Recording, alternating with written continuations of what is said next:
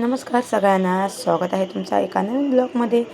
चला तर काल ना आम्ही गेलो होतो एका फ्रेंडच्या घरी आणि त्यांच्या घरी ना गणपतीची मूर्ती बघा. ही गणपतीची मूर्ती ना गेल्या वर्षीची आहे आणि त्यांची पद्धत आहे की ती ना आता जे यंदा गणपती येणार ना तो गणपती ती ठेवणार तिकडे. मतलब 7 दिवस त्यांचा गणपती असतो. 7 दिवसानंतर ती विसर्जन करणार नाही गणपती. ती गणपती ना तिकडे ठेवणार आहेत आणि जो आता बघितला गणपती आहे ना तो गेल्या वर्षीचा आहे. तो गेल्या वर्षीचा गणपती ना विसर्जन करणार असं त्यांची परंपरा आहे. ती परंपरा ती चालू ठेवलेली आहे त्यांची. बरं जाऊ द्या. हे सगळं झाडं जे दिसतात ना ही झाडं ना चतुर्थी यायच्या आधी सगळं साफसफाई होणार आहे आणि आम्ही इकडं येत राहतो बरं का.